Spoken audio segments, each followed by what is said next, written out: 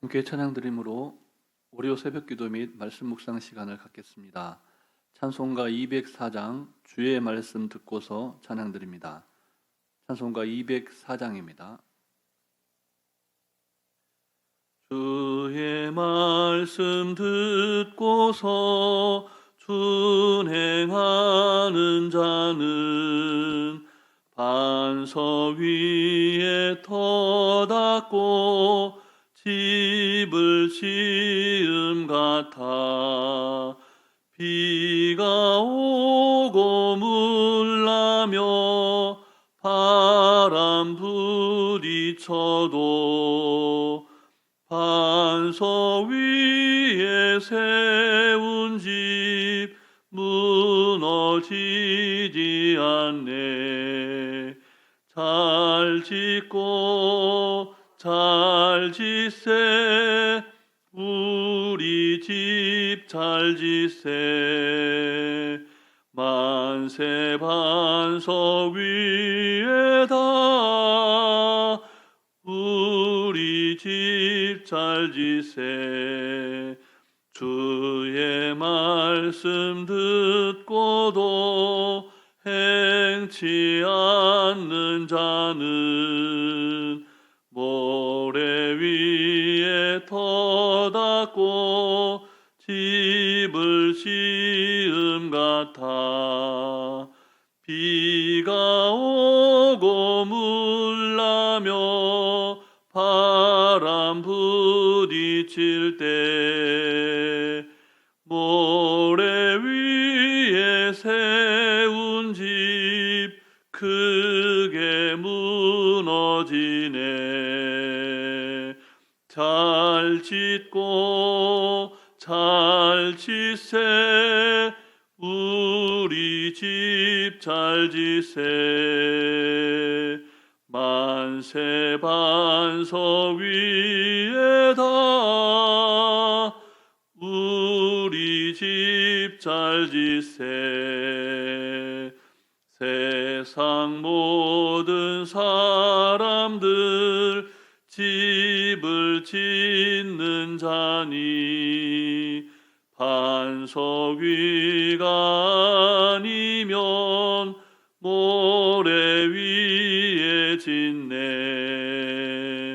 우리 구주 오셔서 지은 상을 줄 때 세운 공로 따라서 영영상 벌 주리. 잘 짓고 잘 짓세 우리 집 잘 짓세 만세 반석 위에다 우리 집 잘 짓세. 사랑과 은혜가 충만하신 살아계신 하나님 아버지, 오늘도 귀하고 복된 새벽을 저에게 허락하여 주시고 하나님의 말씀으로 이 하루를 시작하게 하시니 감사를 드립니다. 오늘 하루도 하나님께서 허락하신 너무나 귀하고 복된 하루이오니 이 하루를 살아갈 때 하나님의 보다 더 큰 영광을 위하여 살게 하시고 우리 각자에게 허락하신 하나님의 말씀을 말씀되게 살아내는 복된 인생 다 되게 하여 주시옵소서. 오늘도 우리를 푸른 초장 쉴 만한 물가로 인도해 주시는 우리 구주 예수 그리스도의 이름으로 기도드립니다. 아멘. 오늘 우리에게 주신 하나님 말씀은 계속해서 구약성경 잠언 말씀입니다. 구약성경 923쪽 전후에 있는 잠언 13장 말씀입니다.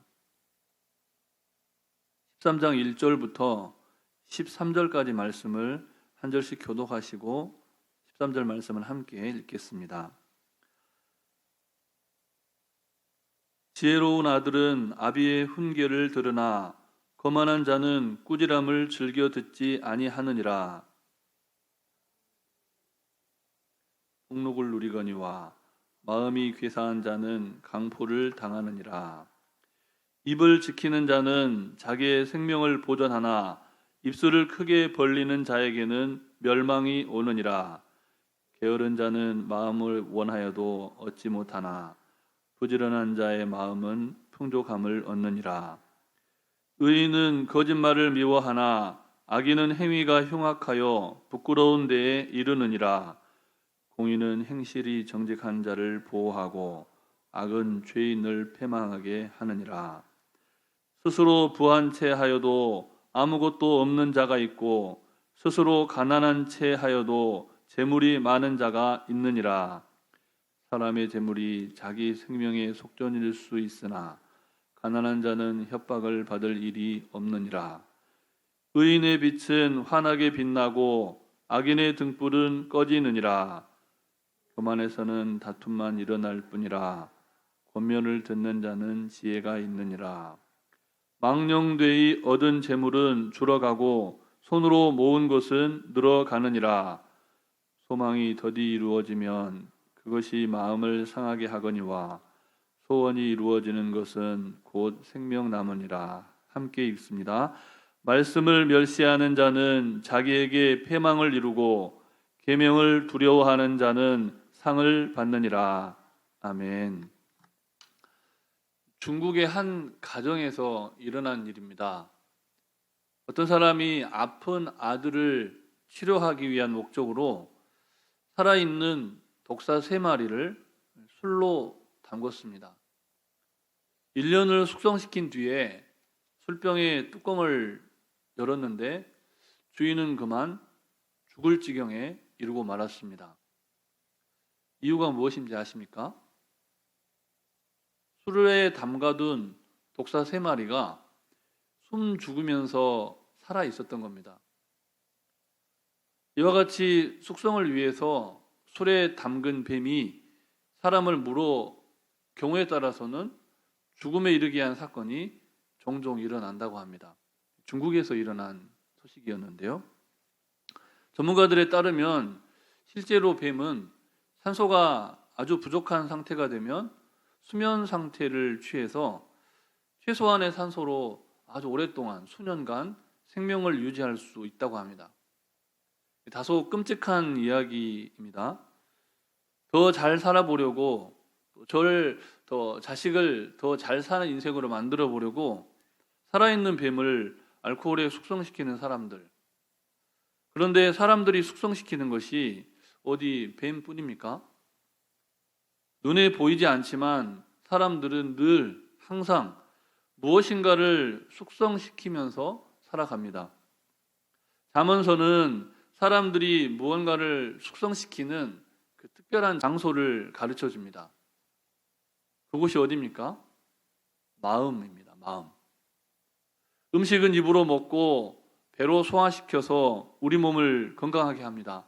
그런데 마음이라는 저장고에 들어가는 것들은 입을 통해서 들어가지 않고 무엇을 통해 들어갑니까? 우리의 귀와 우리의 눈을 통해서 들어갑니다. 귀로 듣고 눈으로 본 것이 우리의 마음에 저장되고 그 안에서 숙성되어 간다는 사실입니다. 놀랍게도 잠언은 그런 마음을 생명의 근원이라고까지 말씀합니다. 또 예수님께서 뭐라고 말씀하셨습니까? 마태복음 4장 4절 말씀을 제가 봉독해 드리겠습니다. 예수께서 대답하여 이르시되 기록되었으되 사람이 떡으로만 살 것이 아니요 하나님의 입으로부터 나오는 모든 말씀으로 살 것이니라 하였느니라 하시니. 우리를 살리고 죽이는 것이 입으로 들어가는 것만이라고 생각하는 사람들, 그런 사람들은 정말 지혜롭지 못한 사람입니다. 그러므로 자녀들을 위해서 좋은 옷을 입히고 좋은 음식을 먹여주기만 하면 된다라고 생각하는 부모는 아주 심각한 죄를 짓는 겁니다. 반면에 지혜로운 부모는 어떻습니까? 자녀의 마음속에 무엇이 저장되어 가고 있는지를 아주 세심하게 살피고 그래서 하나님의 말씀으로 보살펴 줍니다. 오늘 본문에 등장하는 지혜의 아비는 그런 이유 때문에 자녀에게 듣는 귀에 관해서 권면해 줍니다. 지혜는 귀로 들어가서 마음에 저장되고 그 안에서 숙성됩니다. 그런 의미에서 우리의 마음은 생명의 근원이 되는 겁니다. 무엇보다 먼저 우리는 우리 마음 안에 무엇을 숙성시키고 있는지 스스로 점검해 보아야 합니다. 그것이 만약 술에 담근 독사와 같은 것들이라면 우리는 입을 여는 순간 우리도 모르는 사이에 마치 독사가 튀어나와서 사람을 물어 죽이듯이 우리 주변 사람을 죽이는 결과를 초래할 수가 있습니다. 그런 의미에서 우리의 마음은 정말로 생명의 근원이 됩니다. 하나님께서는 오늘 여러분의 마음을 살펴보기를 원하십니다. 여러분의 마음에는 무엇을 저장하고 있고 또 무엇이 여러분의 마음 안에서 숙성되고 있습니까? 본문 2절과 3절 말씀을 다시 함께 읽겠습니다. 사람은 입의 열매로 인하여 복록을 누리거니와 마음이 괴사한 자는 강포를 당하느니라. 입을 지키는 자는 자기의 생명을 보존하나 입술을 크게 벌리는 자에게는 멸망이 오느니라. 아멘. 사람이 아무리 선하고 정직하다고 하더라도 불완전한 존재입니다. 그래서 하나님께서 우리의 마음에 좋은 것들만 저장하는 것이 아닙니다. 나쁜 것들이 들어가도 때로는 우리가 정말 경험하고 싶지 않은 그 경험이 우리의 눈을 통해서, 우리의 귀를 통해서 들어옵니다. 우리의 부모님을 통해서, 우리 주변의 어떤 이웃들을 통해서 그런 것들이 우리 안에 많이 들어와 있는데 하나님은 감사하게도 나쁜 것들이 우리의 마음속에 들어가고 또 그것이 우리의 마음에 머물러 있어도 하나님의 말씀으로 그 모든 나쁜 것들의 독을 빼주신다는 겁니다. 그래서 전혀 새로운 것으로 변화됩니다. 어느 순간에 이 세상이 심리학의 세상이 된 것처럼 보입니다. 그러나 사람을 살리는 심리학은 말씀이 기반이 되는 기독교 심리학이어야 합니다. 어렸을 적에 경험했던 기억을 떠올려 보면 떫은 감을 숙성시켜서 아주 맛있게 먹었던 기억이 있습니다. 독사의 독을 아들에게 유익한 것으로 만들고자 알코올에 숙성시키는 그 아비처럼 우리는 우리의 자녀들의 마음에 말씀을 넣어줄 수 있어야 합니다. 그러면 그 말씀이 우리의 자녀들 안에 원치 않았지만 가득 차 있는 그 악한 것들을 정말 선한 것들로 변화시켜 주신다는 겁니다. 그 어떤 마음의 상처와 아픔도 말씀 안에 거하면 어느 순간 놀라운 치유와 회복의 기운으로 변화됩니다. 그러나 여러분 안에 뱀이 완전히 죽기 전에 병의 뚜껑을 함부로 열어서는 안 된다는 것이 오늘 말씀의 교훈입니다. 지혜의 아비가 무엇이라고 권면합니까? 입술을 크게 벌리는 자는 멸망한다 라고 말씀합니다. 아주 조금씩 우리가 말씀을 묵상하고 또 기도를 하고 거룩한 것들로 우리의 마음을 채워간다 해도 그의 반면에 이 세상에 악한 것들이 너무나 많이 우리 안에 가득 차 있어서 우리는 우리가 받은 은혜, 우리가 생각하는 그 은혜의 말씀들을 아주 조금씩 조심스럽게 말하고 행동해야 한다는 겁니다. 숙성시킨 음식을 먹을 때 조금씩 조심스럽게 꺼내 먹어야 하는 것과 같습니다.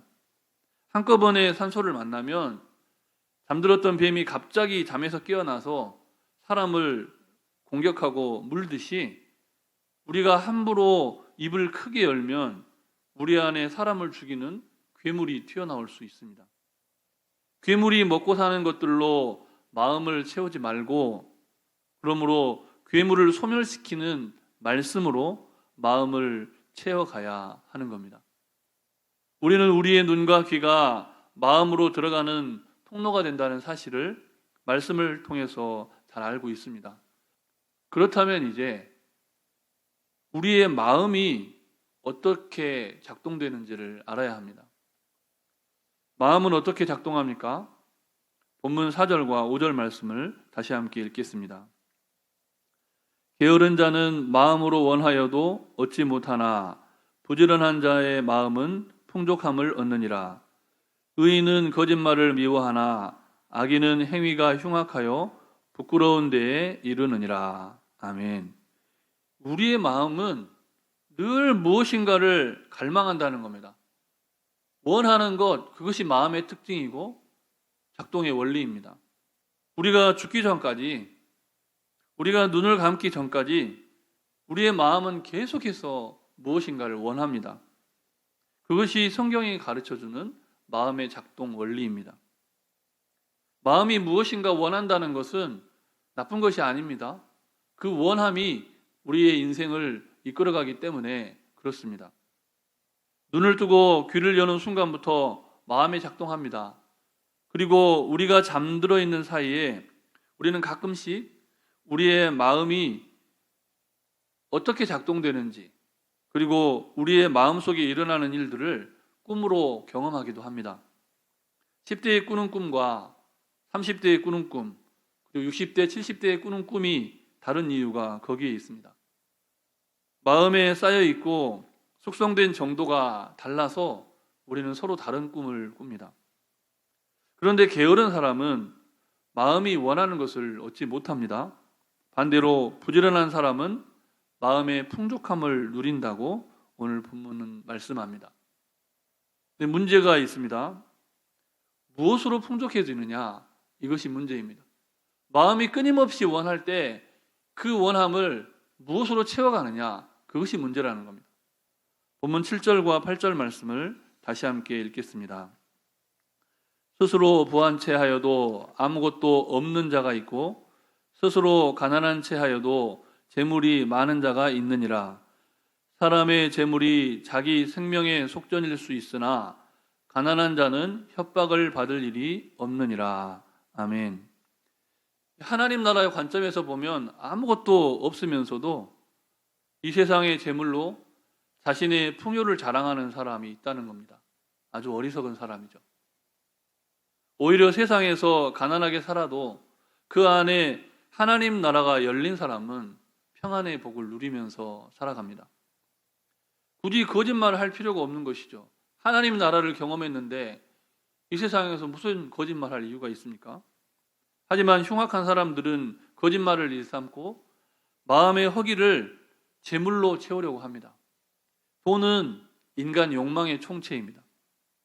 마음의 돈독이 오른 사람은 스스로 도무지 치유에 이를 수가 없습니다. 본문 9절 말씀을 우리 다시 함께 읽겠습니다. 의인의 빛은 환하게 빛나고 악인의 등불은 꺼지느니라. 아멘. 사랑하는 성도 여러분, 우리의 등불이 꺼지기 전에, 우리의 인생의 등불이 꺼지기 전에 지혜의 훈계에 귀를 기울이시기 바랍니다.